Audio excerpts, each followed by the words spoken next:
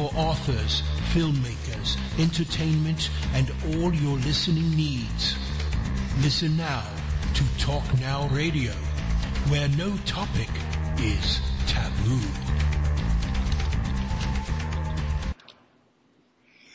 Hello, everyone. Welcome to Talk Now Radio. This is your host, Royce the Redneck Radio Man.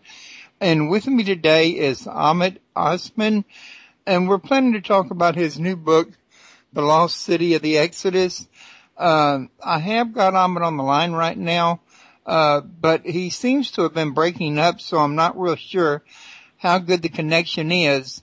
So we may have a little interference going on here, at least at first. If we do, I ask you to bear with us until we can try to get this thing fixed. So, Ahmed, how are you doing today? I'm all right. Although in London now it's raining, but... That may have something to do with the difficulty we had connecting at first. Yeah, the weather is not so good. Yeah. Okay. Well, real quick, listeners, I want to also remind everybody that Talk Now Radio is listener-supported radio, so y'all's donations or y'all's clicking on affiliate links, books and purchase them on Amazon or whatever, that keeps us alive and keeps us sponsor-free so that we can bring you the news without having it, anybody cherry-pick it for you or anything. So, real quick, anybody that wants to call in and ask questions during the show, the number is 832-632-7904. And if you want to learn more about Ahmed Osman, you can go to www.ahmedosman.com, and you'll find his webpage there, and he'll have all the material about his books and everything that's of interest to him there for you to look at. So, Ahmed, I want to tell you that I'm happy to have you on the air today. You and me, I think, have crossed paths in the past, in other words. Yeah, thank you. So, real quick, just to kind of get everybody used to you and break the ice here a little bit, why don't you tell everybody a little something about yourself and what got you interested in writing The Lost City of the Exodus? Well, I am an Egyptian. I was born in Egypt, although I have been living in London for the last 50 years. I'm of Nasser. Hello? Yeah, we kind of lost you, part of what you said. You're breaking up again. I don't know why.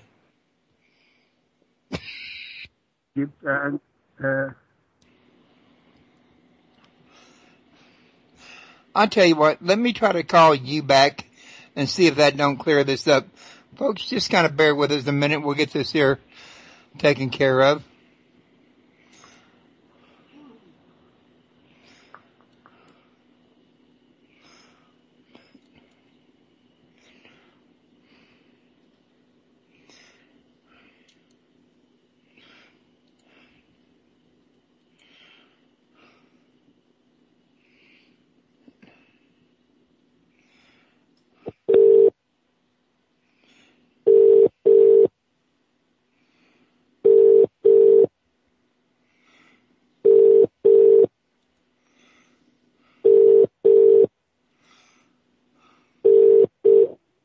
This is the Vodafone voicemail service for 07836282880. Please leave a message after the tone.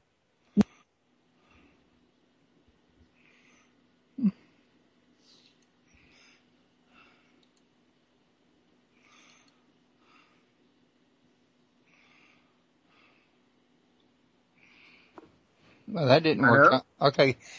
Ahmed, I just tried to call your cell phone, but you didn't pick it up. Did you hear it ringing, or is it turned off? Yeah, I heard it's ringing, yes.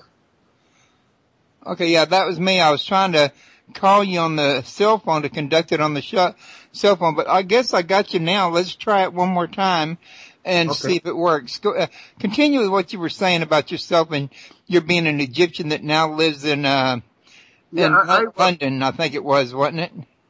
Yeah, I lived in a time. Was an era when the conflict between Egypt and Israel was on its high point. when I was a little boy, I belonged to a kind of Islamic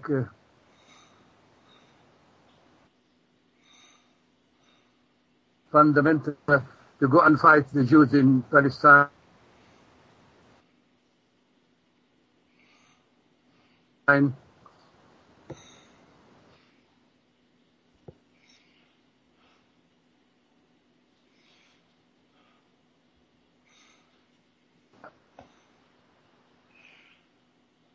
I think you may have I think you may have a bad internet connection right now. You keep, like I say, breaking up, and I think it's your internet connection. It is internet. Yeah, Right. you know, sometimes if your internet's down, like maybe because of the weather, it could cause you to lose your internet and regain it, you know, on and off, and that would explain the breaking up. I'm going to try to call you on your cell phone one more time. Try to answer the cell phone, and maybe we can conduct this show on the cell phone. Okay. All right. Bye-bye. Bye.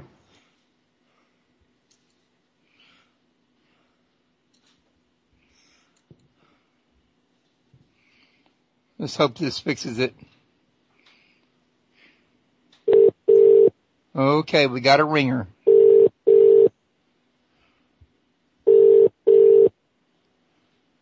Come on, Ahmed. Answer the phone. This is the Vodafone voicemail service for 0783. I'll try back in just a minute, folks. I have been waiting a long time to do this interview, and now we have signal trouble. That's just about my luck. All right, let me try them again.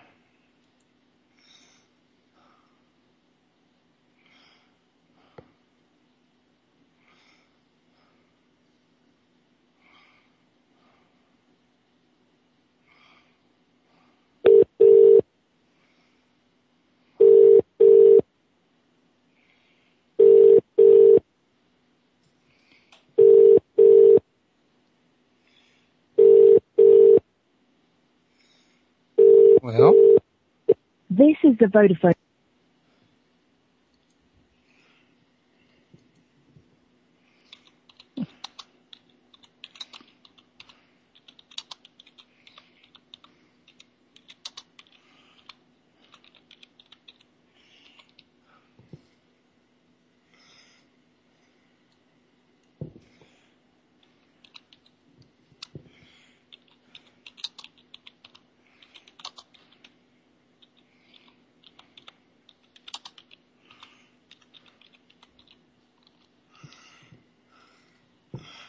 I am getting tired of this.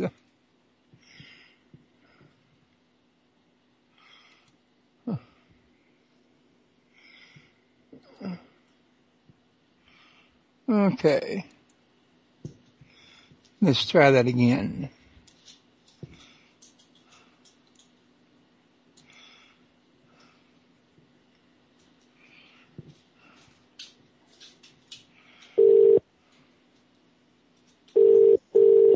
Well,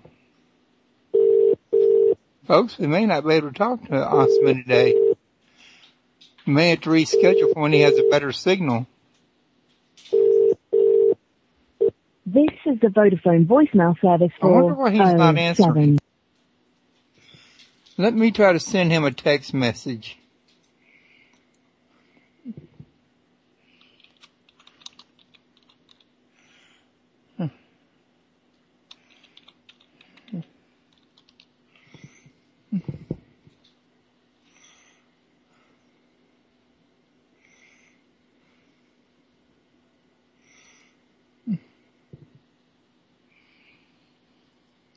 Anyway, this man has done some very fascinating work on Moses in Egypt. As he was trying to tell you a minute ago, he is an Egyptian. He had noticed some things that were not making sense to him when he was a young man or a child even. And when he grew up, he decided to get involved and learn more about it. And now he's making his finds public. This book is really one in a long list of books that he has written on this here and similar subjects.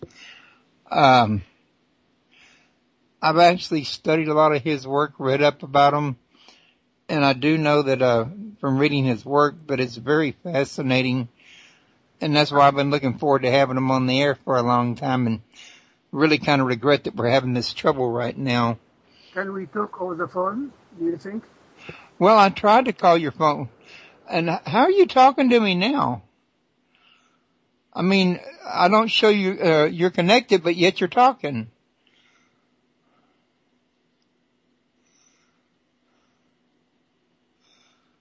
This is weird. Ahmed, did you hear the phone ring again? Because I just called and you didn't answer 2 or 3 times. Let me try it one more time. Okay. Not the mobile. Can I give you my phone number? Do you want to do that live on the air for everybody to hear? My phone number will be better than this one. Well, can you type it to me in Skype so that everybody on the air don't hear it?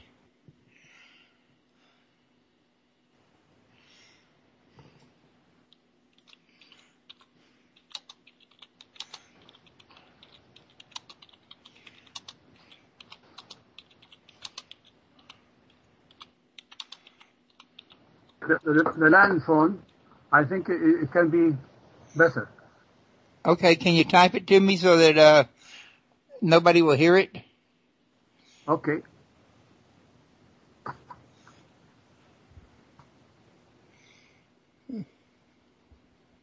For some odd reason, not everything I type is showing up. Hmm? I don't know, my typewriter board is half working. No.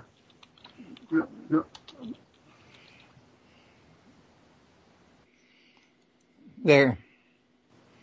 Are you getting my text messages I'm sending you? Okay. I'll give you my...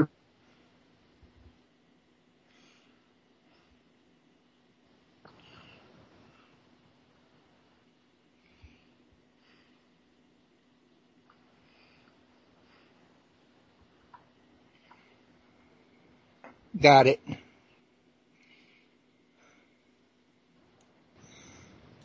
Okay. All right, let me try it.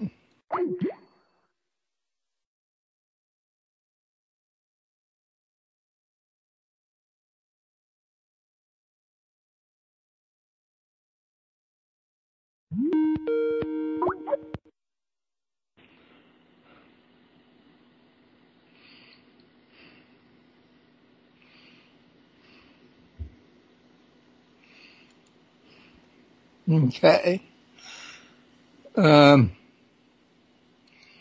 Now, call phone.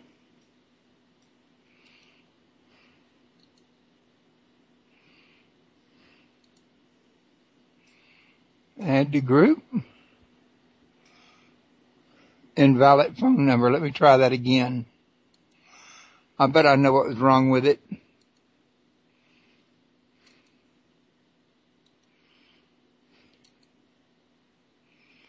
I bet it was this.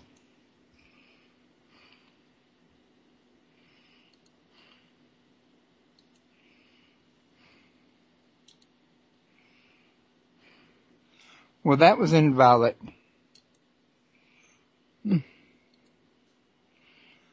Folks, I'm still trying, but I'm getting invalid phone number. And I don't know why. But I'm going to try this now.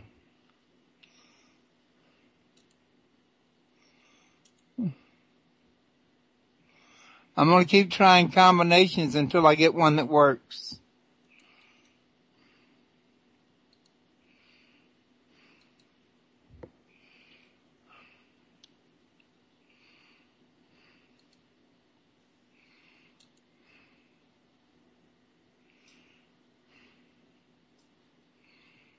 Well, I know I'm doing something wrong, guys. I'm just not sure what.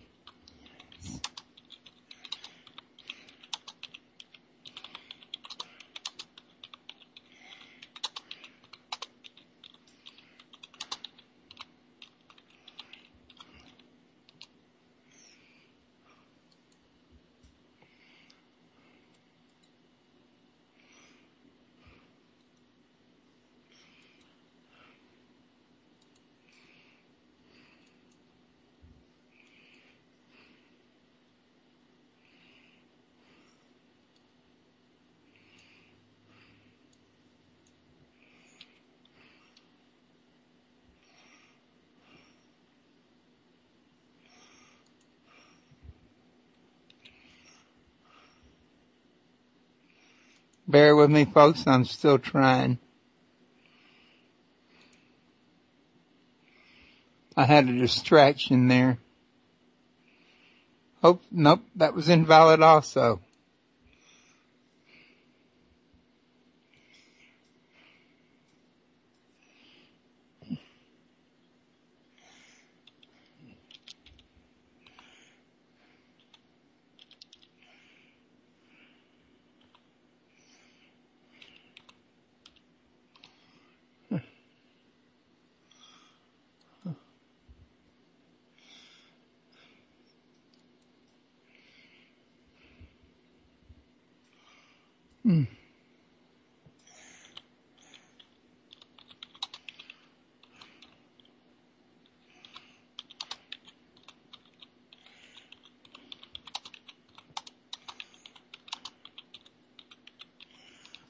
Well, a little more trouble than usual today, folks. Hello? Yes, can you hear me now? Yes, I can hear you, Ahmed. This is, I don't know why we're having all this trouble today, but now we got you on the phone. Let's try again. Yeah, I'm sorry for the delay. I should have tested it before. Well, when we were in text this morning talking, we should have both tested it then, and we didn't. So I kind of say we both dropped the ball on that one, I guess. I'm sorry about that. Me too, but hey, that's okay. We're live now. So anyway, you were telling everybody that you're from Egypt, you live in London, and that you had noticed something wrong during your childhood years, I think it was, or your early adult years, that led you to investigate Israelite and Egyptian history or something to that effect. Is that correct? Yeah, I thought eventually, after, I was a young boy and I didn't know what is going on, and I was a little bit full of emotion and trying to stop the Jews making the new, declaring the independent state in Israel. And then, luckily for me, because I was only 14, they did not accept me to go to fight. Eventually, I started to think, the British occupied Egypt, the French occupied Morocco and Algeria and so on, but eventually they left because it is not their country. As for the Jews, they were coming, claiming that this is their homeland. So it is not occupation force. So I started to think, what is the reason? What is the real cause between... I realized there must be something rooted in our common history that we have to... So I decided to go to the Bible and see the story, because after all, they came to Egypt as a Hebrew tribe, but they left Egypt as an Israelite nation. The Bible was given to Moses in Mount Sinai in Egypt, and the Exodus from Egypt is the cornerstone of the biblical story. So I thought this past must have played an important role in this taboo that keeps us hating each other and fighting each other for no, without coming to sitting down and finding out a solution. So I thought, to tell you the truth, the main light that came to my mind eventually was due to Sigmund Freud, who in 1939, the same year that he died, in fact, wrote his last book, Moses and Monotheism.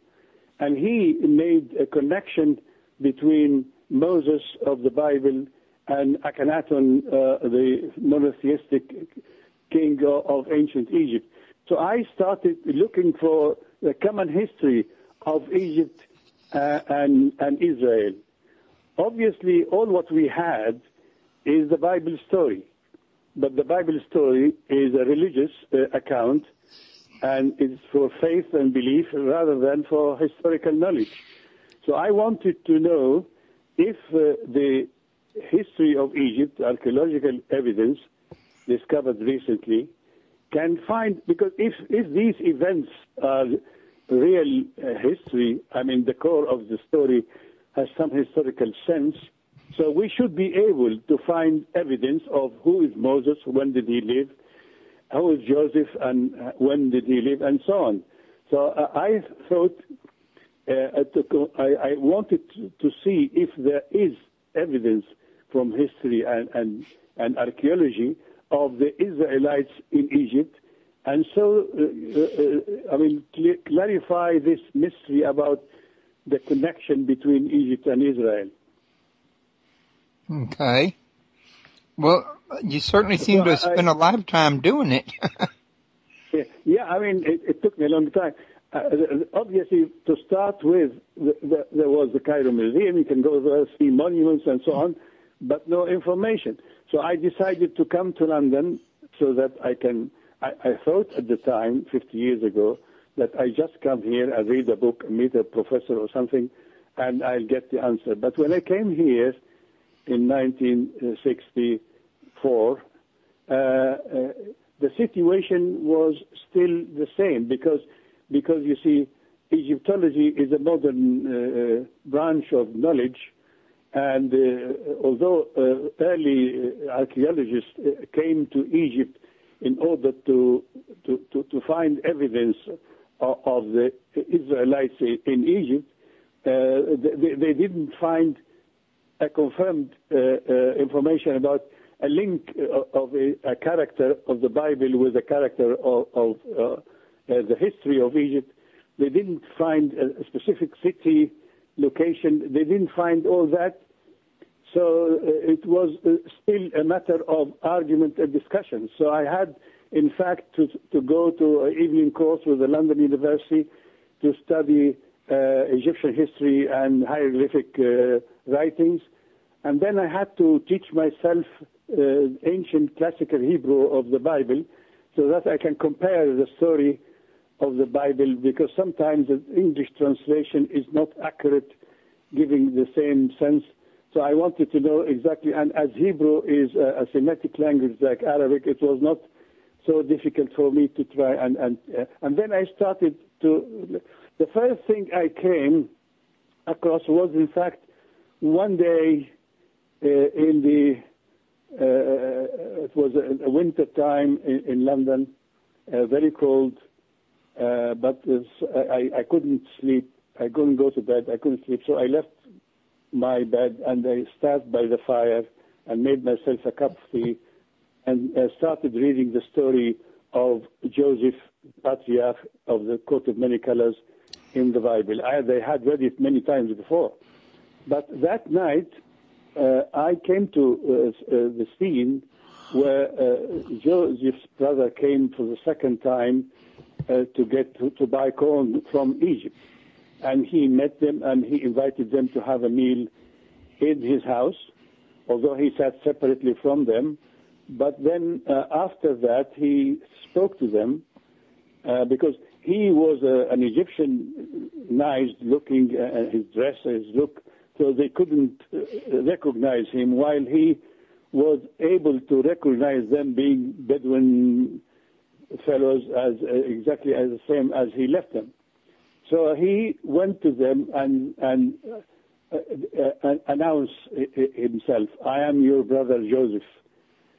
In that moment, they were embarrassed because they sold him as a slave and they tried to kill him and so on, but he was generous to them and he treated them well. So they tried to apologize, but he said, it was not you who brought me hither to Egypt, but God, he wanted, and who made me father to Pharaoh. This father to Pharaoh, at that moment, I recognized that it was an ancient, a very rare ancient Egyptian title, in fact, and that not everybody could have this title because it has, it's a father of Pharaoh is the previous Pharaoh. Or in the case of Pharaoh who established a new dynasty, his father was not a Pharaoh. Or a father-in-law. So I realized that in that period in Egypt, there was only one person who had this title. It's called in Egyptian, It Neter En Nebtawi, which is the Holy Father of the Lord of the two lands. And only one person had this title called Yuya. He was one minister in the government of Amenhotep III. And strangely enough, this Yuya, his name obviously Yu, is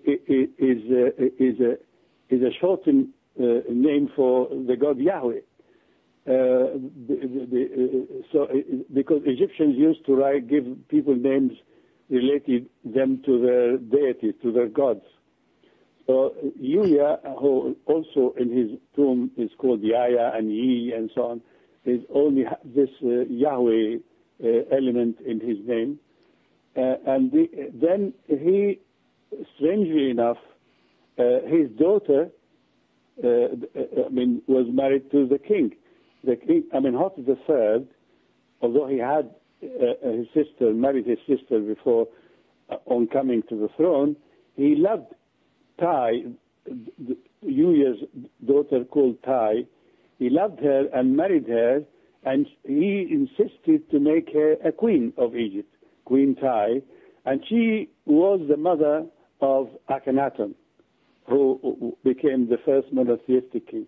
So first connection for me is to identify Yuya, the minister of Amenhotep III, as being the Patriarch Joseph of the Bible. There are many different evidence to confirm that, other than that his name and his title and so on.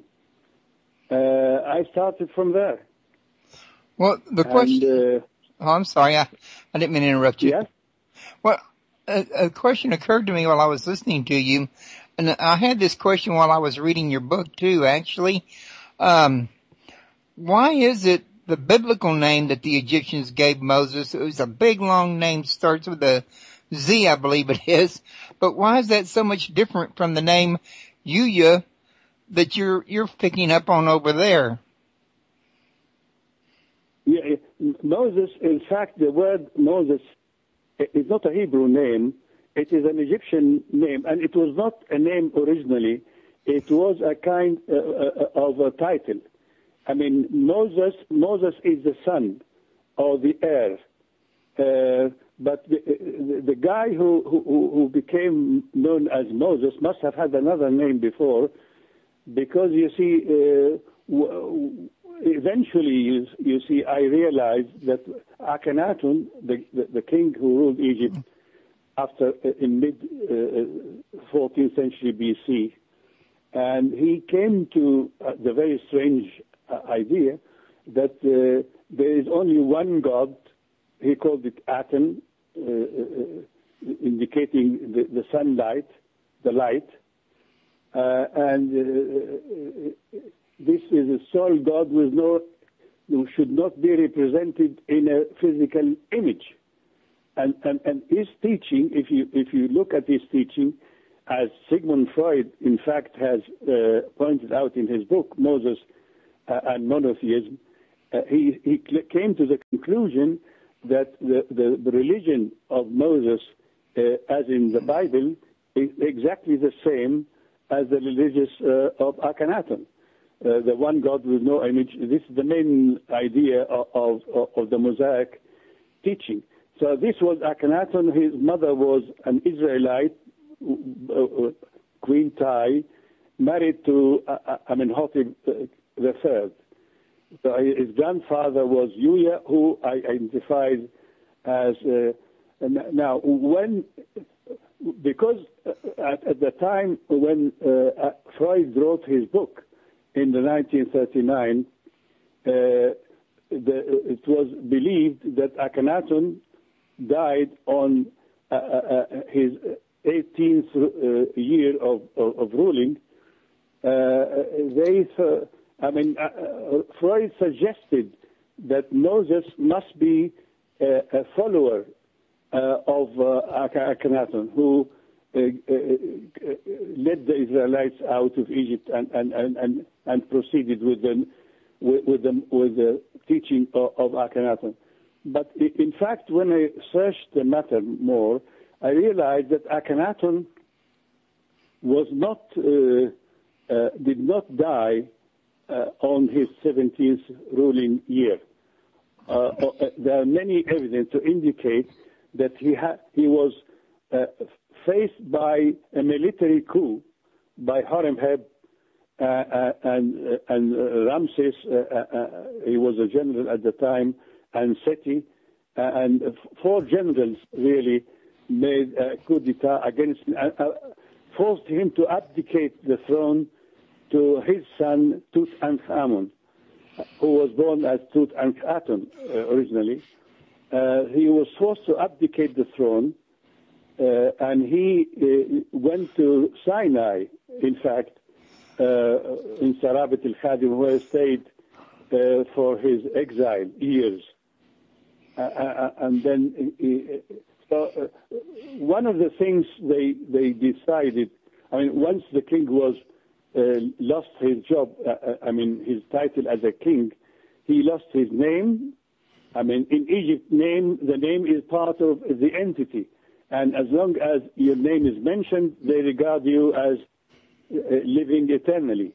So the name of Akhenaten was completely wiped out of all texts and not mentioned anywhere. So, in fact, in this case, when he has no name, he became a nameless person after his abdication, then he must have called himself, and his friends and followers must have called him Moses, means the son of the king, of course, the heir, in a way. So Moses was a title in the original. We have this Thutmose, the son of Mos, of Tut, which is Thoth, the god Thoth of the Tahmos, the son of Ptah. Mos was meant a son or an heir. So this is how the word Moses, although the Bible tries to explain the word that the daughter of Pharaoh, when she got the baby from the water, she called him Moses as she took him out of the water. But this is not really, as Freud have shown himself in his book, that this is it cannot go correct. So this Moses is an Egyptian name, and it means the heir, the legal heir of his father. So, well, wouldn't anybody, any of the Israelites that were born in Egypt during the enslavement period there, the newborns, wouldn't they automatically be Egyptians by virtue of being born there? To tell you the truth, all the Israelites who lived, who went out of Egypt in the Exodus, were Egyptian by birth. They all were. They stayed in Egypt from the time of the arrival of Joseph, and then his tribe, Jacob, and the other, the 12 brothers came there until the time of the Exodus. It was about 100 years, and in this case, all the older generation who were born in Canaan died out, And all the people who left Egypt in the Exodus were Egyptians by birth. Right. That's what I was saying.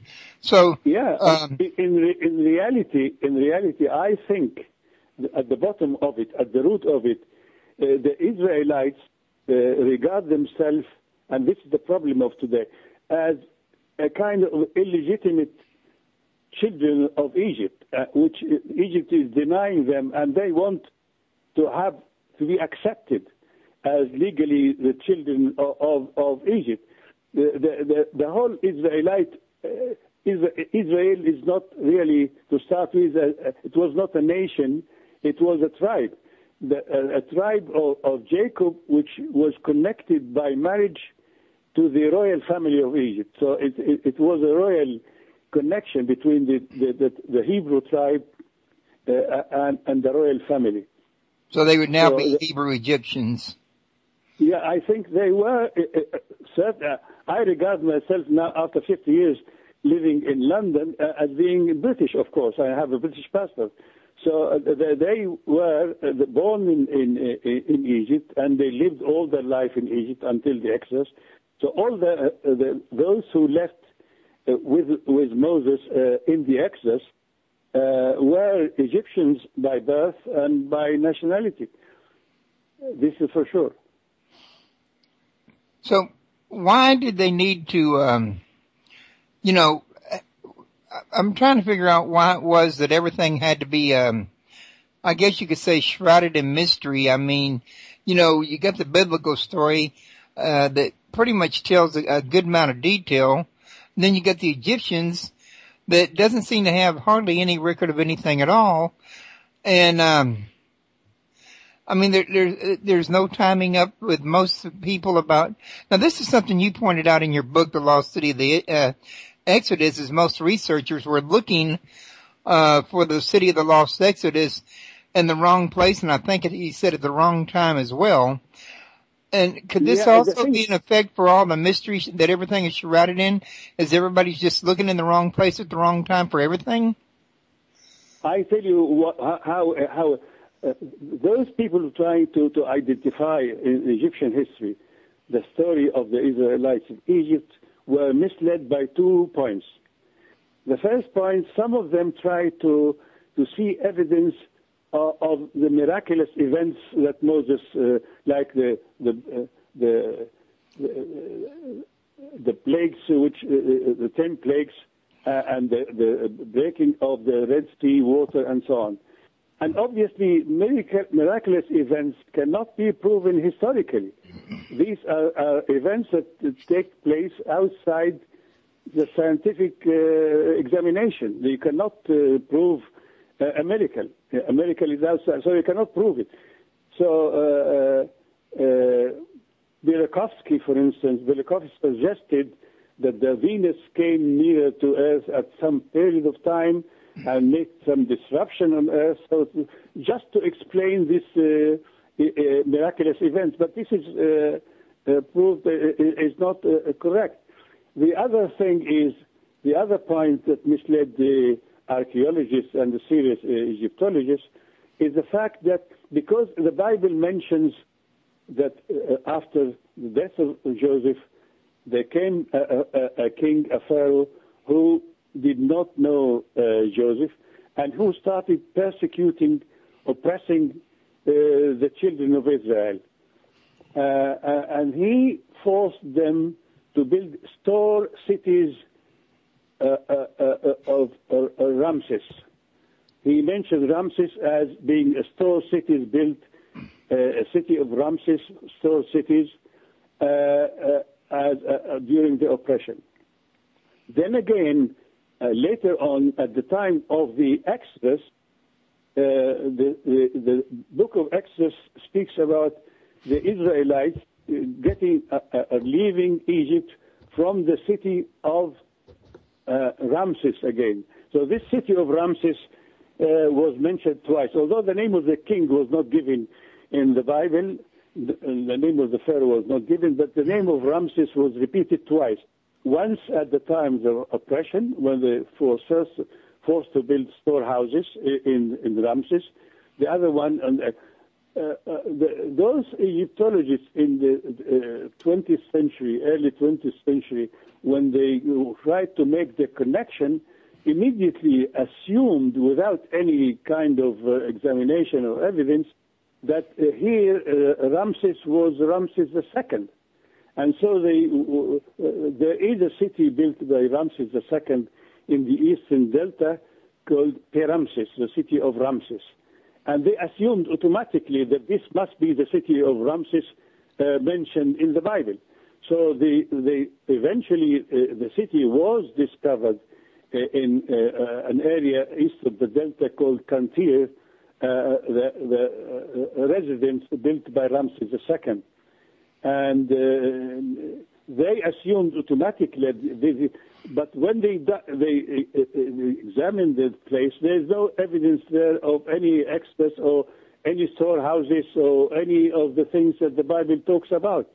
And then again, this when Joseph asked the Pharaoh if Jacob and his family can come to Egypt to join him in Egypt, Pharaoh agreed to that and accepted that. However, because Egypt has some kind of taboo, some kind of fear from the Bedouins and shepherds of the Canaanites, especially because Egypt was run out by a group of Bedouins who ruled Egypt. They are known as the Hyksos. Egypt was ruled by the Hyksos shepherds for about 100 years. This was suppressed and ruled by these Bedouin shepherds.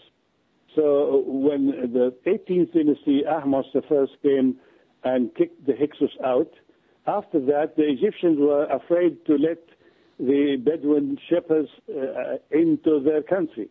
So although the Pharaoh agreed that Joseph's family, Jacob and his children, can come and live in Egypt, he would not allow them to enter the valley, the Nile Valley. He allowed them an area near the border, called in the Bible, call it Goshen. It's near the border, so that they cannot enter Egypt proper. Because if you live anywhere in the valley of the Nile, you can have a boat and go anywhere you like. It is free. But in the northern Sinai, there is an area near the border that you cannot enter without permission at the border. A military spot there, you cannot enter without their permission.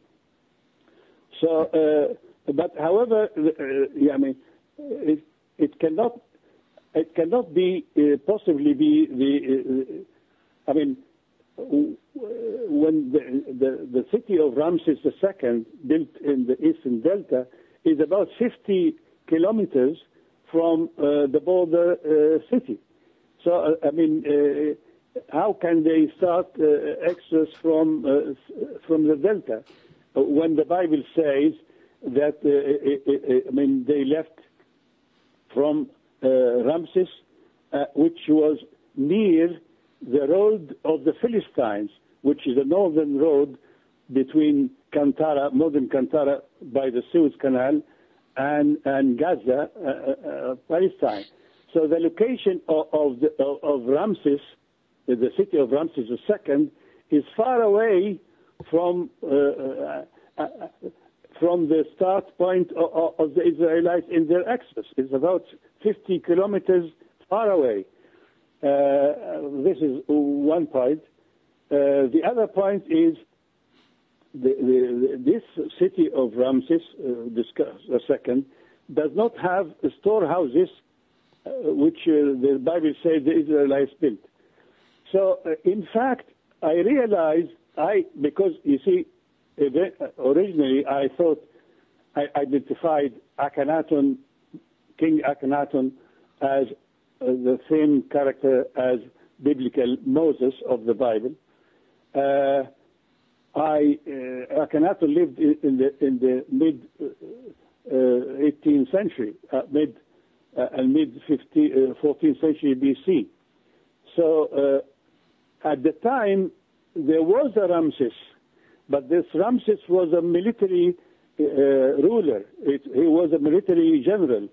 And strangely enough, he was born and lived his life in a border city near Kantara called Zaro.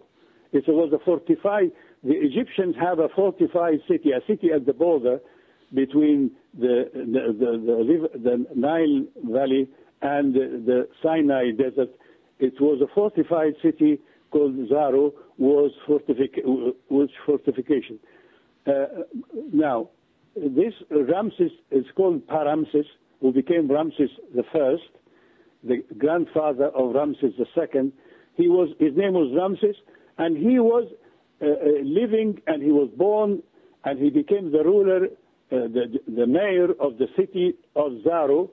And this city of Zaro, in fact, was the main city in the Goshen area of the Bible, where the Israelites lived. So, in fact, when the Bible talks about being the Israelites being suppressed and forced to build storehouses in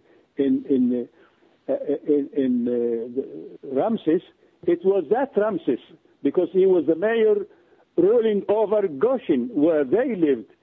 And Abdul Maqsood, who excavated the area of Zaro, found about maybe 30 storehouses, because this was a military city away from the valley of the Nile, and obviously because the army lived there and the civilians lived there, they need to store their food all over the year. So that's why they built storage there, where the other. So I believe that the city mentioned, indicated, referred to in the Bible as Ramses was not belonging to Ramses II, who lived 100 years later, but Ramses I, who after the death of Akhenaten and Tutankhamun, after the death of Tutankhamun, became the first king of the 19th dynasty. He established the 19th dynasty. So he was a general of the army and mayor of the city of Zaro, ruling over Goshen, where the Israelites dwelled. And then, after the death of Horemheb, he became the king, although he only ruled for less than 2 years. And if you think about it, you find it fits completely with the biblical account, because at the time on his death, when he died suddenly, we don't know why and how, we don't know. But we know when he died, at the time when he died, the Bedouin tribes were rebelling in northern Sinai, trying to leave Egypt into Canaan. This is the only archaeological evidence from Egypt, from the Egyptian side, to indicate that some Semitic Bedouin tribes were trying to leave Sinai into Canaan. And this is recorded in the Karnak temple, the section built by Seti I, because Seti was the son of Ramses I. Seti I was the son. And while his father was being mummified, he left his father, he left the thing, and he went over to northern Sinai to chase the Bedouins. The Egyptian sources called them Shasu. Shasu, the Bedouins of Sinai, the Midianites, who were, became followers of Moses when he stayed there. So in the beginning, because they didn't call them Israelites, they called them Shasu, because the majority, it seemed that the majority of them were Midianite Shasu Bedouins. But later on, we find the Shasu eventually going to Jordan, and then across the river Jordan into Palestine. So in reality, the city of I suggested that about 20 years ago. I said the Ramses who is meant by the Bible is not Ramses II. You are looking in the wrong area. And the Sunday Times, he wrote a story of what I claimed, but nobody accepted that at the time. And then they went on looking. As eventually there was no evidence in the Eastern Delta location of Ramses of the second, Ramses II. Yeah, imagine Ramses II, when he died, was 95 years old. Can you imagine a 95 years old man on his chariot, chasing the Israelites? It was 95 years. Ramses II could not have been the Pharaoh of the Exodus. I believe the Pharaoh of the suppression was Ramses I, his grandfather, who lived 100 years earlier. And that he died, I don't know, there's no evidence. I mean, his mummy was in an American museum and it was returned to Egypt a few years ago, in fact. It was not in Egypt, it was returned only recently, Ramses I. And his son followed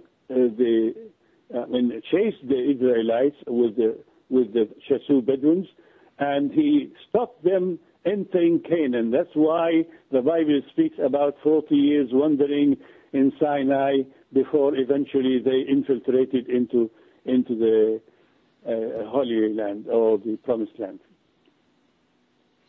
Okay. Now, does finding out that the city of Zarwa was the actual city of the... Zarwa, it's a fortified city at the border of Egypt in northern Sinai. Okay. Does that help you establish that Akhenaten and Moses were the same person in any way, shape, or form? Akhenaten and Moses, it does not... it helps with Akhenaten in one way, because Akhenaten was in his exile in Sinai, you see, and when Horemheb died, the last king of the 18th dynasty, when he died with no heir to the throne, the general Ramses announced himself a pharaoh, a king. I believe that the rod that the Bible talks about became the serpent. It was a magical power. In fact, in reality, this is the scepter, the royal scepter of the king. It seems that Akhenaten, on his exile, took with him this scepter of power, of the royal power. And that's why, when he realized, when, according to the Bible, he was told that the Pharaoh who wanted your death has died. So he came to challenge Ramses I in his right to the throne. And imagine if a Bedouin, somebody comes and tries to enter the royal palace of Pharaoh, who will allow him to go and challenge the Pharaoh and punishment and these catastrophes? But if he has this royal scepter of power, no God will be able to stop him going and meeting Pharaoh. And even Pharaoh himself was not able to stop him. He had to ask the wise men of Egypt, the magicians or the priests, to come and judge between him. And in fact, here in the Quran, there is more details about this confrontation between Moses and the Pharaoh, not found in the Bible, because they say that as soon as the wise men of Egypt saw the rod of Moses, they bowed in front of him, accepting his authority rather than Pharaoh. And that's why Pharaoh had to punish them and crucify them, because they saw that with the rod, royal scepter of power in his hand, he is a legal heir to the 18th dynasty. So I think in this way, yes, it can help me establishing how after his exile, Akhenaten came to Zaro and to challenge Ramses I on his right to the throne. But obviously, being a military general, he made a coup and he threatened them. So Moses had to take his followers and leave. In this area of Zaro, in fact, is a small town, surrounded on three sides by water. The only way you have to you can cross water into the Egypt with a permission, but the only way you have to go is towards across the water, and the water was shallow water, so you can see it is not the Bible. In fact, does not literally say the Red Sea as it is translated. They say it was a kind of a water, shallow water, where the Israelites can walk into the water, but when the Egyptian chariots followed them, it got stuck into the mud of the thing. So yes, in this way I can see how it happened, and then eventually I believe that when Seti I chased, after crossing the water into Sinai, Akhenaten, Moses, tried to lead this collision of Midianites and Israelites into Gaza. Obviously, Seti was afraid because Akhenaten has already a legal claim to the throne of Egypt. But if he was allowed to go to Canaan, which was part of the Egyptian empire, he can make trouble for the Egyptian ruling government. So he chased them. And I do believe that the story of the death of Moses on the top of the mount by a powerful thing, I think this was a conflict between Seti I and Akhenaten, and I believe it was Seti I who killed Akhenaten, Moses, and buried him in the unknown, unidentified place near the mountain in northern Sinai. Okay. Yeah, in this case, this is how, and that's why we never found any mummy for Akhenaten in Egypt. Well, that would definitely make sense, wouldn't it? Yeah, this is the whole. Yes, when you bring the problem with these people who you found all great Egyptologists and archaeologists. Each one of them is specialized. He has complete knowledge of one subject. But because I was trying to identify biblical events from historical thing, I had to look in a scope kind of area, not in one section. So when you put things together, you only come to have this complete vision in front of you. Now I can see, if you want to see the Israelite Exodus from Egypt, physically you can go to the Karnak temple and look at the war of Seti I, capturing the Shasu, the Bedouins, and these are the Israelites of the Exodus. This is it. Okay. Well, the thing that I'm still curious about is my understanding now was that Amen, who was the god worshipped before Aten, was a solar deity, and Aten was a solar deity. The only difference between the two was Aten was monotheistic and Amen was polytheistic, which I get that they're showing a difference in God and by name and by attributes. However, when Akhenaten starts his religion out in the desert with the Israelites, all of a sudden he changes his name to Yahweh, and a solar deity becomes a moon deity. So any idea why Aten took on moon deity attributes like the worship days and the feast days, etc.?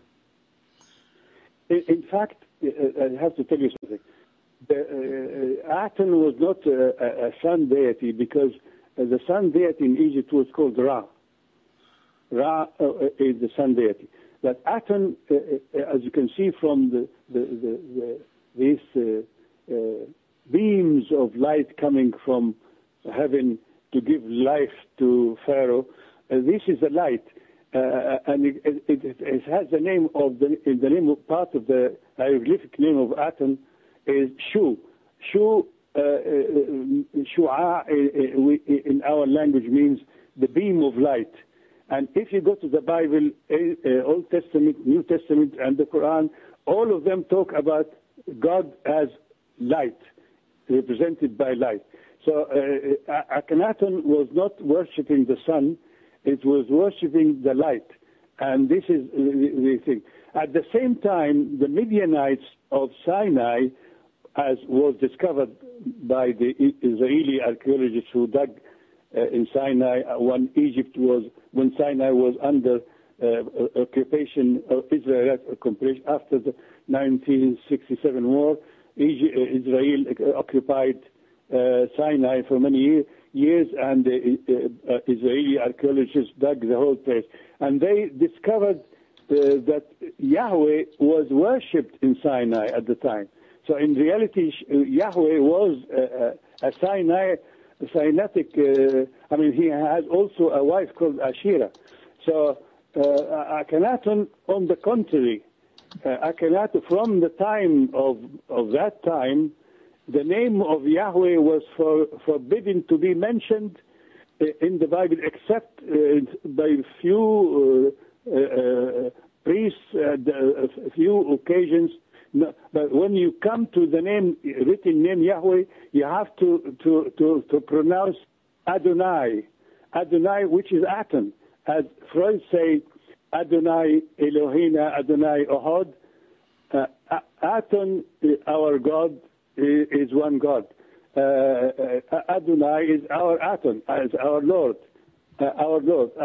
So in fact, it was because of Akhenaten, because of, the Israelites before Moses called the deity Yahweh, but Moses forbade them in a way to mention the name. So until now, nobody can mention it except some people on specific occasions. But when you come to it, you say Adonai, which is Yahweh, with Aten, the name of Aten.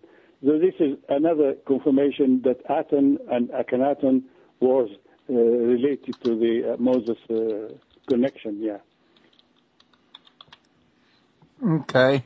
Yeah, I had to wonder about that because, the one thing I noticed is because this happens again from the Old Testament to the New Testament. You got all the feast days and worship days on lunar days in the Old Testament, but when you come into the New Testament, everything goes back to solar deity again. So, yeah, I kind of wondered if there was some kind of a play thing going on in there. Yeah, I don't know the significance of that much, but however, you see after the Exodus, the Israelites abandoned the religion of Moses for many generations. Only some few of them who are known as the prophets kept on reminding the Israelites of the teaching of Moses and the God of Moses and so on. And only when the Nebuchadnezzar of Babylon conquered Judea and took the upper class prisoners in Babylon, then they sat down and they wrote the Bible, and they remembered the Bible was written. In fact, the Old Testament was written in Babylon first, and Ezra the priest brought it to Jerusalem in the 4th century BC. So, and now that would explain a whole lot. The Israelites abandoned the worship of Moses God and the teaching of Moses. In Egypt, it happened the same. After the death of Tutankhamun, all the worship, all the ideas Aten's name was forbidden to be mentioned in Egypt. The one god was completely forbidden to Egypt. However, because Egyptian memory, the masses, the people, ordinary people, remember these things, and generation to generation, they transmitted this story of these events in orally. So until by the time of the 3rd century BC, a priest historian called Manetho, an Egyptian historian priest of Heliopolis, wrote in Greek for the Ptolemy king Philadelphus, who established the Alexandrian library. He wrote to him the history of Egypt in Greek. And at the time, there was the Bible, the Old Testament, the first 5 books of the Torah were translated also into Greek, and both the history of Egypt and the Bible translation were found in the Alexandria, and Jews and Egyptians used to talk about it and make debates on it. And it's very surprising to know that Manetho, the Egyptian priest, writing the history of Egypt, mentions Moses.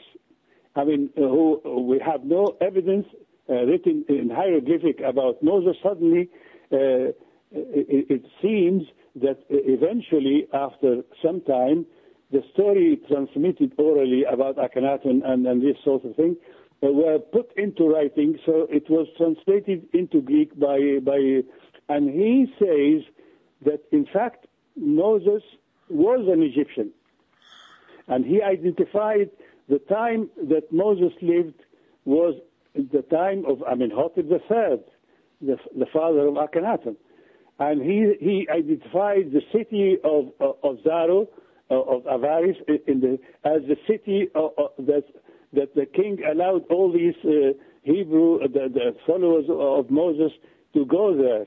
I mean, this story, and then Josephus did not like the story eventually and say, how dare the Egyptians claim Moses to be one of them, and so on. The only thing is, which I realized, the conflict between the Egyptians, the root of the conflict is Moses, Akhenaten, was half Egyptian, half Israelite. His mother was Israelite, and his father was the king of Egypt. And that's why both sides, in fact, rejected him. Akhenaten was rejected by the Egyptians, and Moses was rejected by the Israelites. Eventually, obviously, when the Israelites came to write the Bible and go back to the Mosaic teaching, I was not the first to identify, and Sigmund Freud was not the first to identify. In modern times, yes, but in ancient times, it was Manetho, the Egyptian historians who lived in the 3rd century BC in Alexandria, who wrote the story, claimed and said that Moses was an Egyptian who lived during the time of Amenhotep III. Okay. That sounds like a pretty strong case you've got going on there. And in all honesty, if Egypt and Israel was both rejecting Moses, well, that could explain for a lot of the trouble with these two peoples getting along. Yeah, imagine when I went to Egypt, for instance, and spoke about Moses being Akhenaten. Dr. Zai Hawass, who was responsible for Egyptian antiquities, was very angry. He said, "How dare you saying that Moses, Akhenaten, his mother was a Hebrew?" I told him, "What's wrong with that?" He said, "How can Egyptian blood be mixed with the?" I told him, "What's wrong with the Jewish blood?" I mean, I told him, "Okay, if he is completely Hebrew, you accept him as a Muslim being a prophet. If he has mixed blood, suddenly you reject the whole thing." It is very strange, these taboos of. How can we reject the idea just because? This is how people sometimes, ancient people, start to fight each other, brother against brother, and so on, because of this strange ideas. But you see, I mean, what is wrong with mixed blood between Egyptian and, I mean, this is what it is. Yes, it is.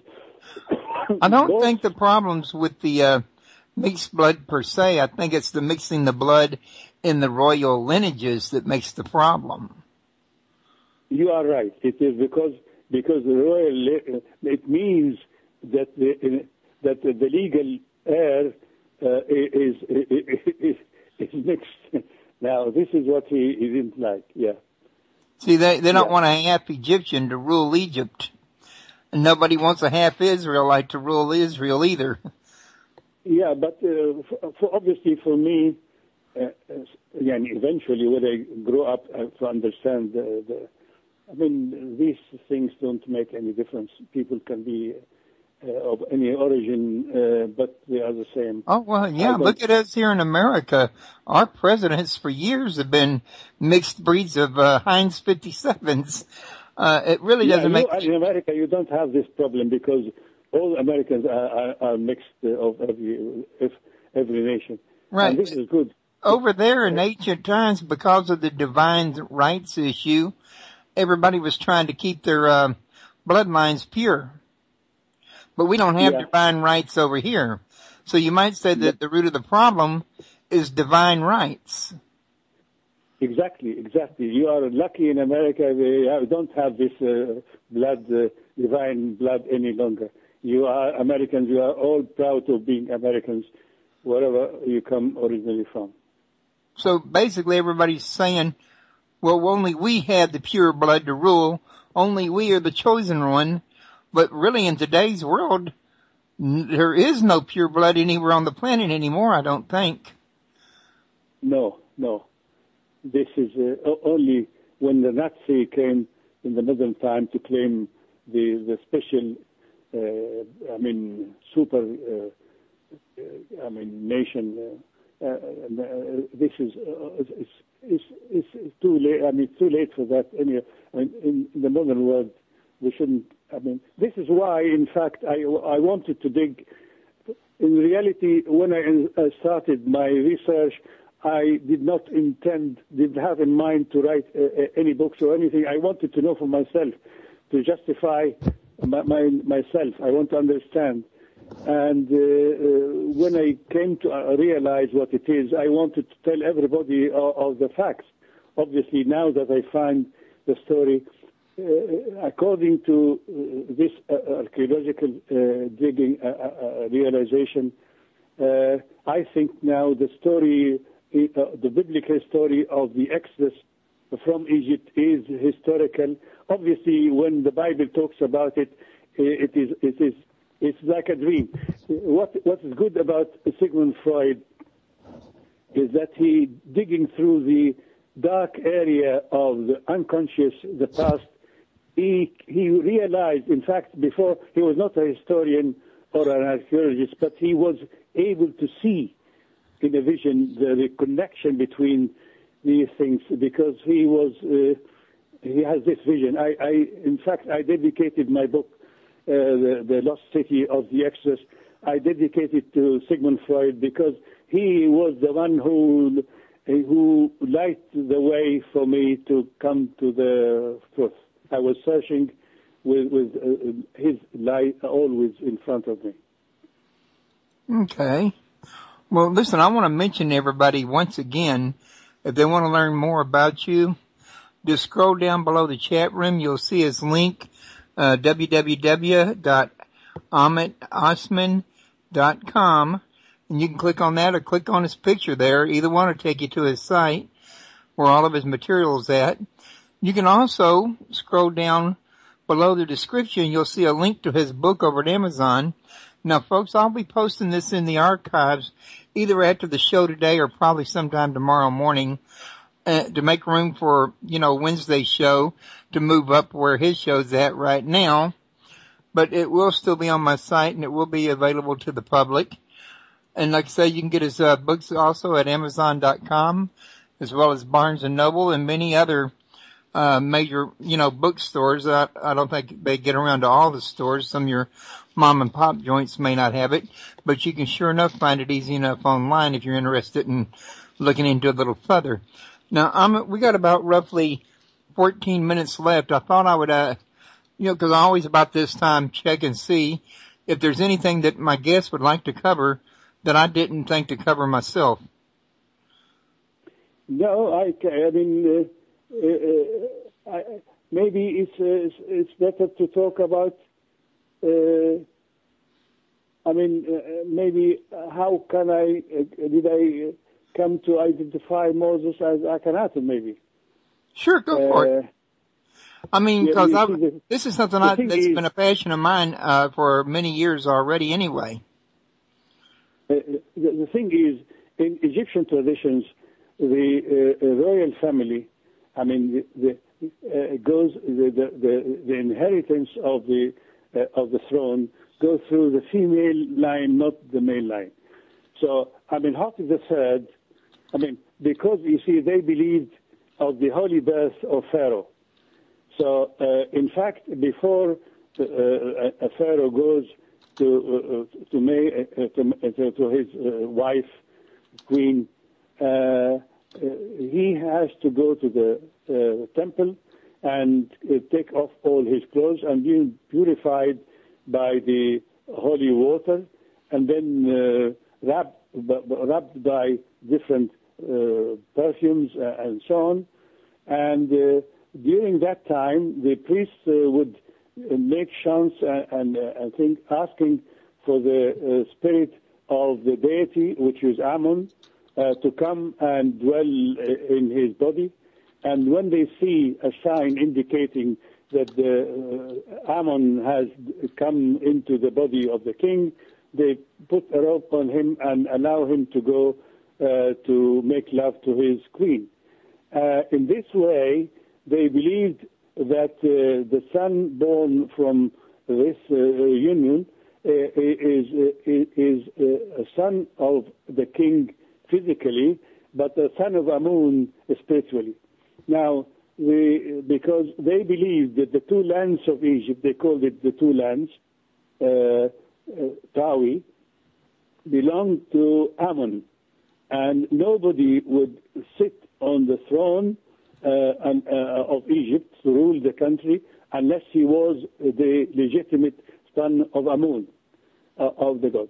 But if the king married to a woman which is not the heiress, the daughter of the previous pharaoh, they believed that Ammon would not come to dwell in the body of the king. So that because Amenhotep III, he was married to his sister, because she was the heiress, Sitamon. He was married to Sitamon, his sister, because she was the heiress. Then he fell in love with Yuya, whom I identify as Joseph, with Yuya's daughter called Tai, and married her. But he loved her so much that he wanted to make her a queen. Now, the king can marry any number of women, and Amenhotep III has about 300 women in his harem.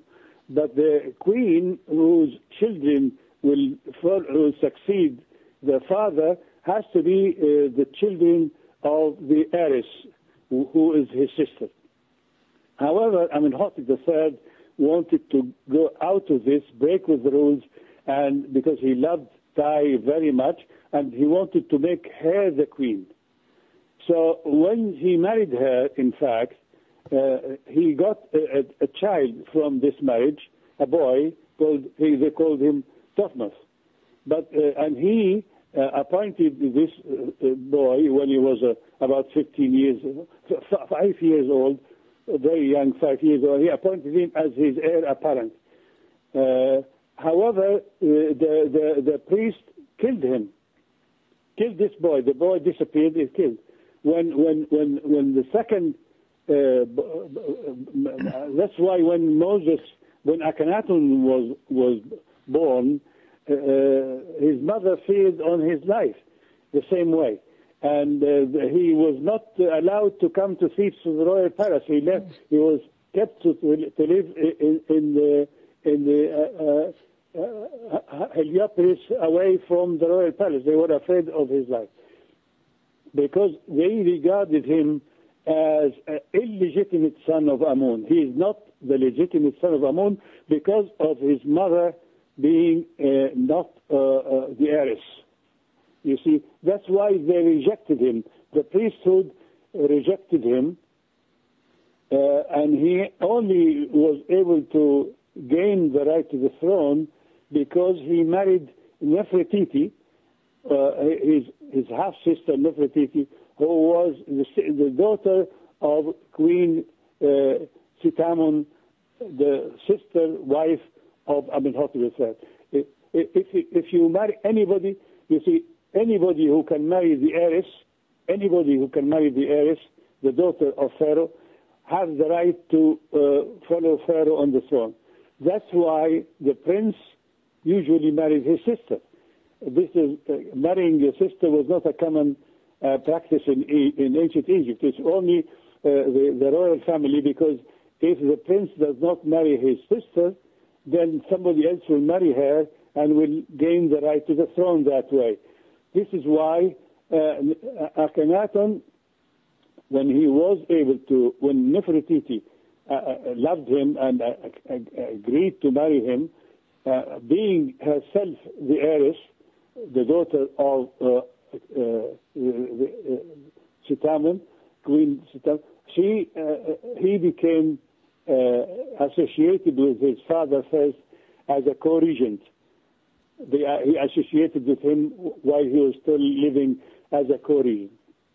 However, the priesthood of Amun didn't like it, especially so when he went to the temple of Karnak and he built himself a temple on the side for Aten, his god, and he did not allow the priests or anybody to enter this temple except those who believe in his god and disbelieve in the other deities from the start.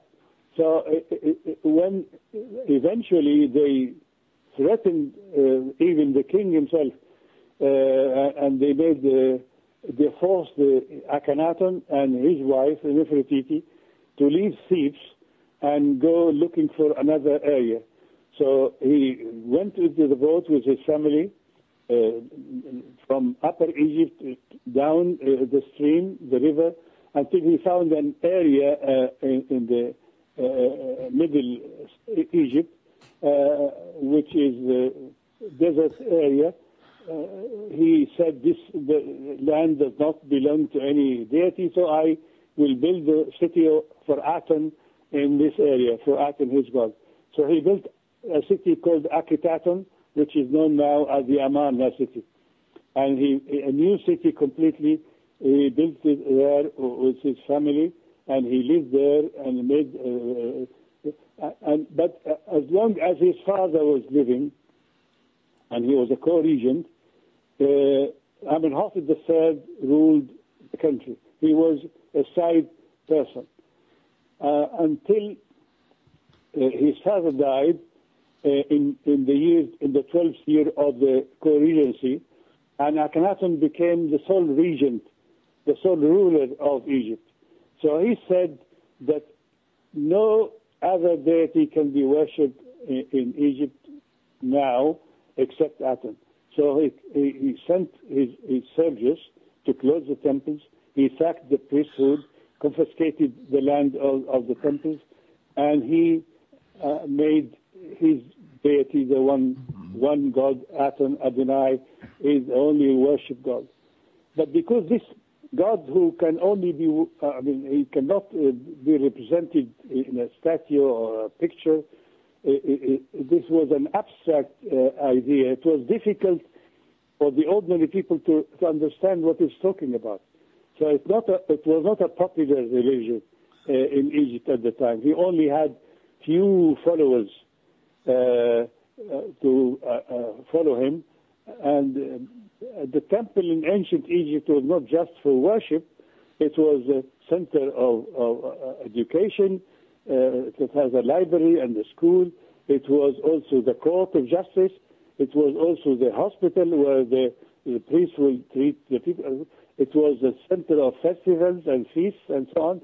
So Egyptians lived without being able to practice it. They were in a bad mood, really, until the army cooperated with the priests to make a coup d'etat against the king. And we have evidence of that, really. A French archaeologist called Alain Zivi found a tomb in Saqqara, in Middle Egypt, near Cairo, in Saqqara. He found a tomb for a nurse, wet nurse of Tutankhamun. And in this tomb, he found a big scene where the nurse is sitting on Tutankhamun, young Tutankhamun, he came to the throne when he was 9. He was sitting on her lap.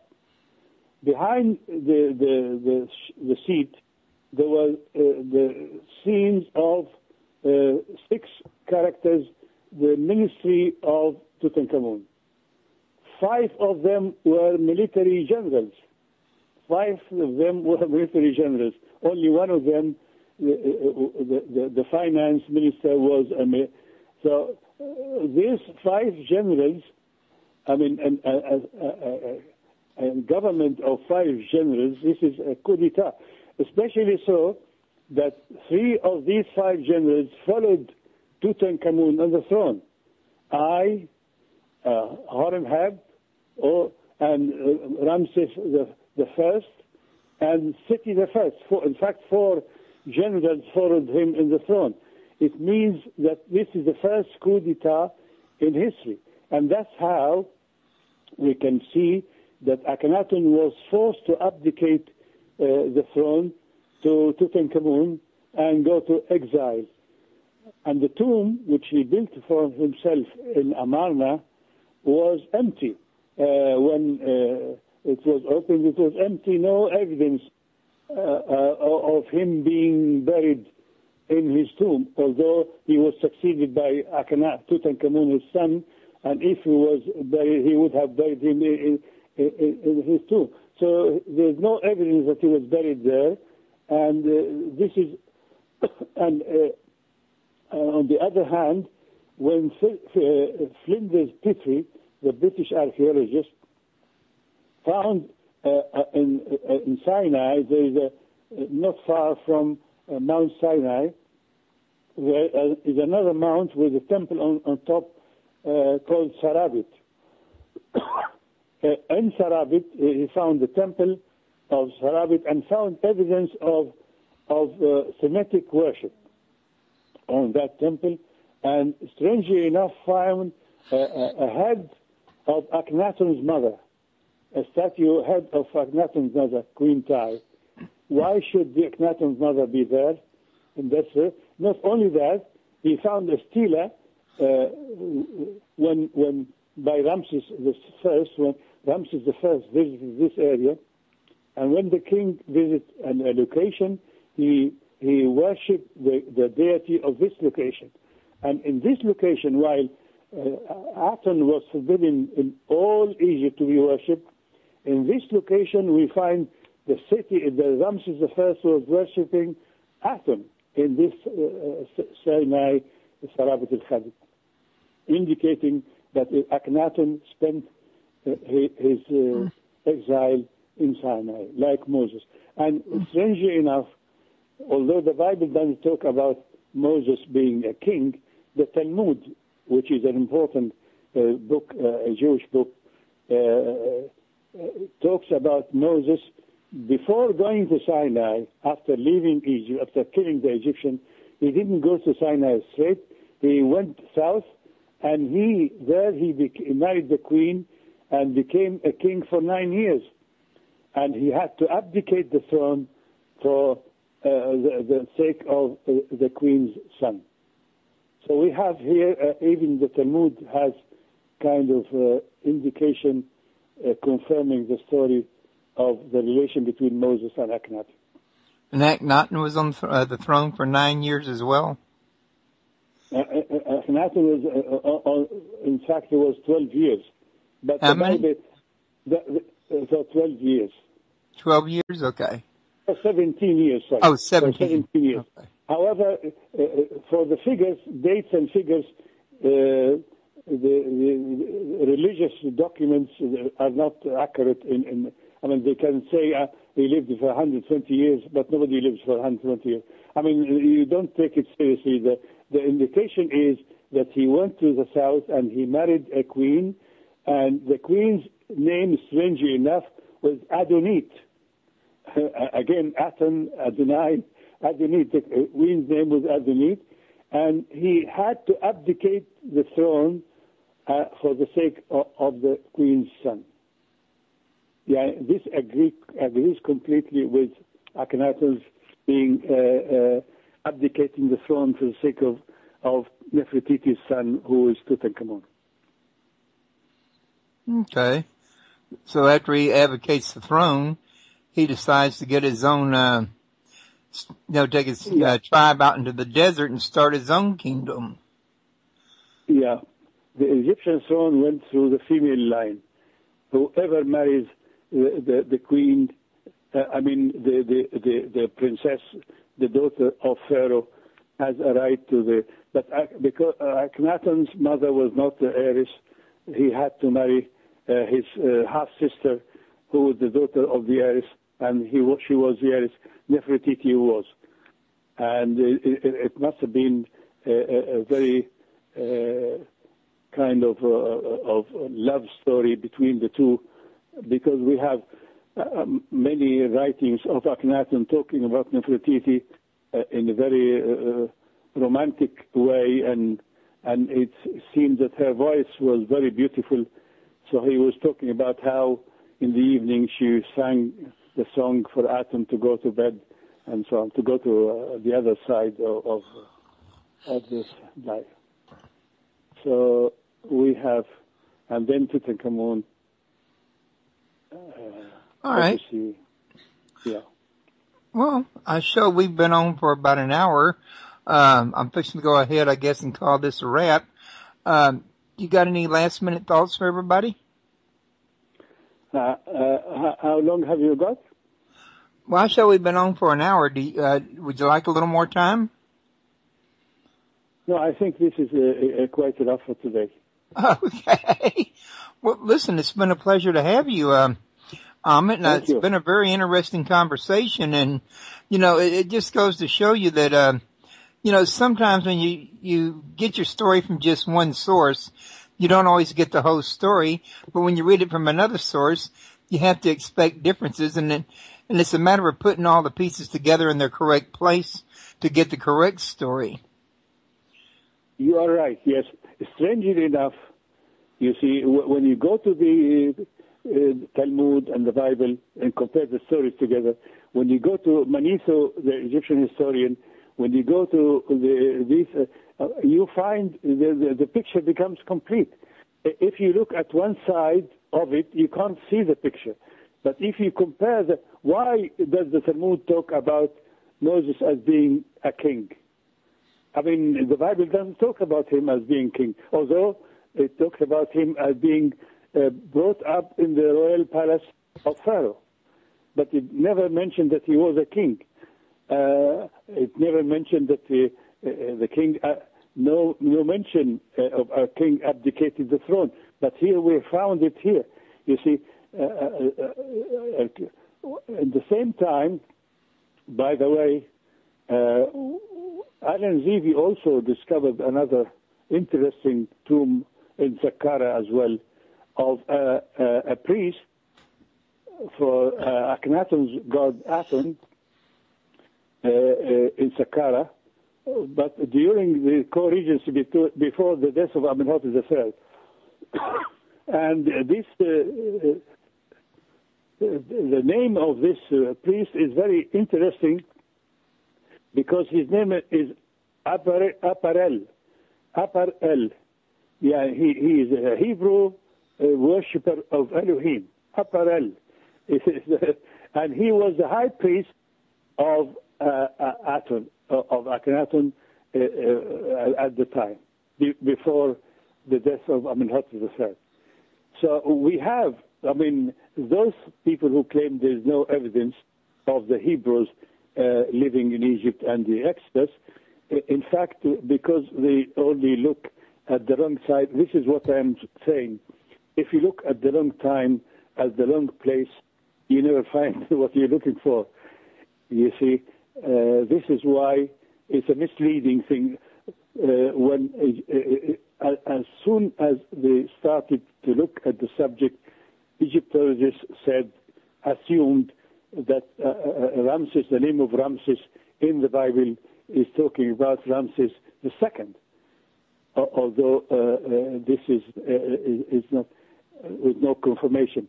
And that's why they went to look for the royal palace of Ramses II, and when they found it in the eastern delta, 50 kilometers from the right location of Ramses I, then they found no evidence. But when if he was the pharaoh at the time, they would mention that the pharaoh was Ramses II. But they said they built the storehouses in the city of Ramses. Now, Ramses at that time, Ramses I was the mayor of the city and the general of the army, commander of the army of the city that controls the area of where they're dwelling, of Goshen, where they're dwelling in northern Sinai at the border, because the king forbade the Hebrews to enter, the shepherds to enter Egypt, because it was they were afraid from the experience of the Hyksos to let again these shepherds into the country. Right. Which make perfect sense. Yes. All right. Well, I think we covered quite a bit today too. Yes, go ahead. What were you going to say? Yeah. Yes. Is there something else you was fixing to say? Excuse me? I thought you was fixing to say something and I accidentally talked over you. The date? No. Okay. I just thought you was fixing to say something and I accidentally interrupted you. I guess I just thought I interrupted you. I think that the book, in this book of the Lost City of the Exodus, I have obviously started with the story of myself, how and why did I go through this experience trying to find. I left my country, I left everything, and came to London, to the library, British Library, British Museum, and just started searching and looking, because I needed to know for myself why is this ununderstandable continuous conflict between Egypt and Israel. So I wanted to go to the roots of the thing. And when I started to find out, I realized that this is it, because both of them have there's a story in the Bible about two women claiming that a boy was their son, and they went to King Solomon, and King Solomon wanted to clarify the matter, so he said, okay, let us divide him by sword, kill to two parts, and then the real mother shouted and asked him for the other woman to take. It is this. They, both of them, denied the same person that linked them together. It is an ancient thing that should not keep us, and we should sit down and talk and come to a conclusion and live together in peace and understanding. The world now doesn't need this kind of continuous fighting for no reason. We have to. I think this is what Freud meant. I also believe, you see, following Freud's example, that maybe as well as our looks, the color of our eyes, and hair and body and the physical body. We inherited with our genes.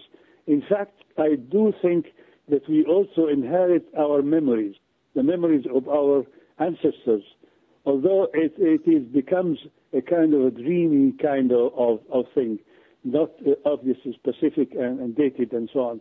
We have, if we look back, we have, if you look inside, that's why going into the self, understanding, this is how Freud opened the way through going to the unconscious, to going to the past, to the roots of the human nature. You can go deep and deep and deep.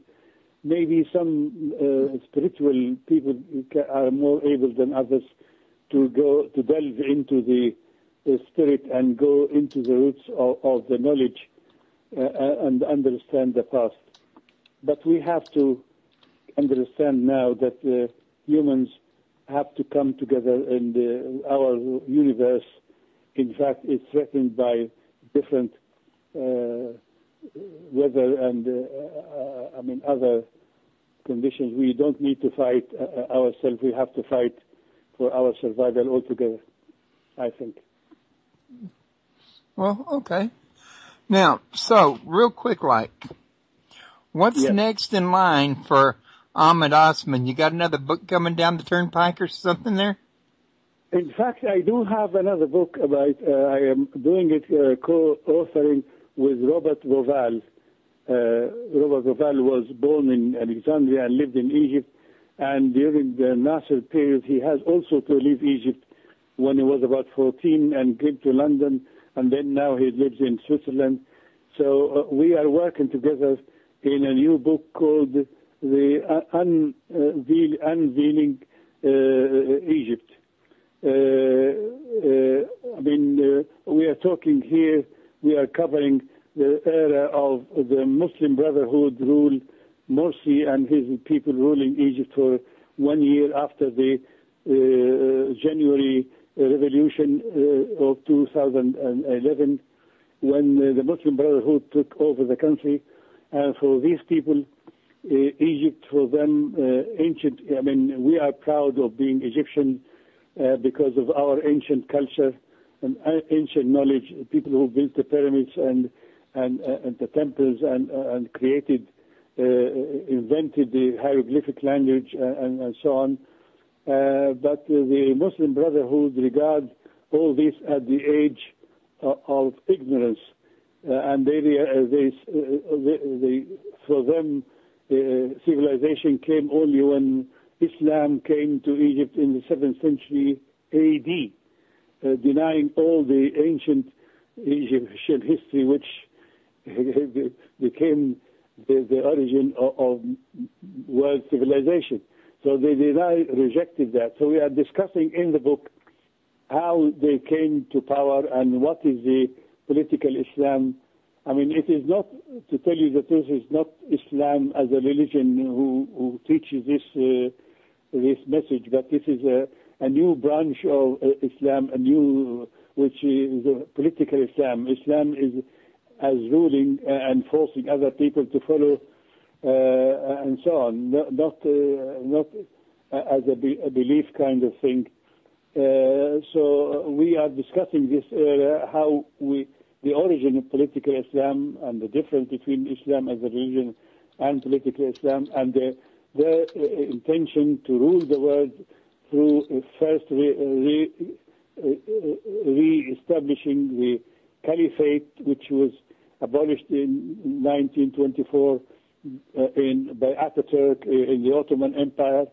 Ataturk abolished the caliphate, and they want to re-establish a caliphate and rule first Egypt and then the other Arab countries before they try, maybe like Iran or something, to make a bomb and threaten the world, because they believe that the world, the last day will never come before the whole universe will be adopting Islam.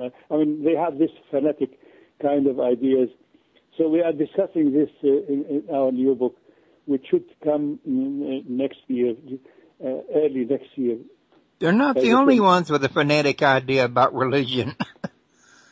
Yeah, when politics and religion come together, then we are lost. Religion started as a kind of something.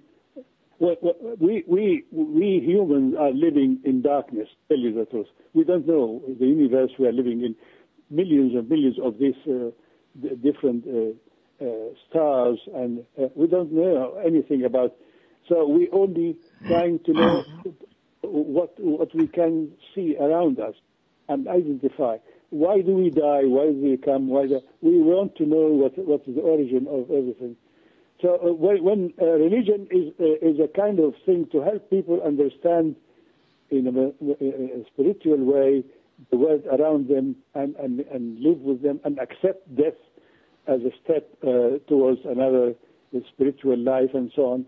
So religion is, and usually people celebrate Christmas and celebrate the feasts and so on. They eat and dance and sing. So it's a spiritual kind of experience which gives you salvation, so it gives you happiness, extension. But when it comes to a political thing, or dogma thing, you can't eat this, you can't dress like that, you can't talk like that, you can't do. It becomes a kind of a prison rather than the freedom. We need in general now, Christianity, Judaism, Islam, and Buddhism, and so on. We need a kind of new salvation idea. We have to go to the roots of our culture and realize that it's only when you go to the roots of civilization that you can find the real path to the future. And look at the early stages of Christianity, for instance. The Christians, the idea of Jesus died on the cross to take the sins of people, I don't accept that, not because I'm not a Christian, but because the Son of God cannot die to save, to take the sins of criminals, and why should he do that? But the idea was, ancient Egyptians recognized that man has two dimensions. One physical dimension, the body, which deteriorates and disappears, and the other one is a spiritual dimension, which is eternal and cannot disappear. That's why they mummified the dead, to keep the body, hoping that one day the spirit will come back and resurrection will take place. However, because this mummification and the process and the burial in a secure tomb and so on, it's very expensive. Ordinary people, millions of ordinary people could not do it. Only rich people could have it. So the right to this is eternal life or second life was only for the rich people. But when Jesus came and he was killed, and his followers believed that he was risen from the dead. It is not a historical event. It is a belief. If you believe, if anybody can believe, just for a moment, if you can agree, if you can accept the fact that although he's dead, he died on the cross, and the cross of the first church was the Ankh, the living Ankh of the Egyptian cross, which is a symbol of eternal life. In fact, all Egyptian pharaohs died on the cross, Ankh, it is found in their tombs, because this means they are not dead. They are physically dead, but eternally living. So and if you look at the cross of the first church, all over the place, you only found the Ankh, or the two fishes, or the Ankh. So in fact, when we say that Jesus died on the cross, it means that he never died, really. So if you can accept that this guy was not mummified, but died, and he was risen from the dead. If you can sense that immediately on that kind of understanding, you will sense yourself as eternally living. It is, within the cult of Isis, after the death of Tutankhamun, within the cult of Isis, through about more than 1,000 years, Egyptians realized that if they go through a kind of baptism by water to clean the sins they have, and they come out with a vision of eternal life, like Isis brought back Osiris from the dead, they will live. Now Jesus in the gospel, he says to his followers, "You are the children of my Father." It's not only he. The Son of God means that he has. You belong to the universal spirit. The spirit of man belongs to the universal spirit of God, of course. So you cannot die. The spirit cannot die because it's universal, it's eternal. So believe in me. Whoever believes in me will never die. That's what the salvation came to ordinary people. Suddenly, you don't need a lot of money to be mummified and buried in a secure tomb. You just have to believe. It's not a knowledge of senses. It is a belief, something you believe that Jesus was risen from the dead. At that moment, you have come straight away to see your own eternal existence as a spiritual thing. So there and then you are resurrected. You cannot die because you believe in the spirit, which the spirit cannot die. So this is eternality. So I think salvation in this way. So it was fun. It was pleasure. Millions of people in the first century, millions of people were, look at these people in Rome who went to face the lions and things, and die while singing for Christ. They believe that we'll never die. This is a strong thing. This is religion, salvation. So religion originally was that. Now it has become a dogma, to tell you the truth. You have to do sacrificial rituals and do sacrificial things to be accepted. But this is not it. We have to go back to the roots, to the spiritual roots, so that we can revive our, spiritual extension and be happy understanding the word and so on, I think. All righty. Well, I'll tell you what. I've really enjoyed talking to you today. I do not want to continue to hold you up a whole lot, because I kind of have a concern that this little visit might be running up on your phone bill since you're the one who called me, and I'm not sure if you got nationwide calling or not. But I do want to tell you it's been a fun time. I think we've covered a lot of material, and I want to have an open door to you. So if you ever want to come back and talk about your future work, just shoot me an email or send me a Skype message, and you and me will set up a new appointment next time you need one. Thank you. Okay, doke. Folks, I want to thank you guys for listening in. Couldn't have a show without my listeners any more than I could have a show without my guests. And if you listened, you participated, and I do appreciate it. Don't forget to tell your friends about us. Bring them along. Make sure they understand how to use the radio and the chat room and all that. Let them know membership's free and get you into the chat room and all that good stuff. And don't forget to come see me this Saturday. I will be interviewing this Wednesday at 7 p.m. Central Time. I'll be interviewing Joseph Atwill about his book, Caesar's Messiah. So he's got a lot of information he wants to share with us, and I hope to see everybody there. With that, good night, everybody. Have a good what's left of the weekend, and we'll see you Wednesday.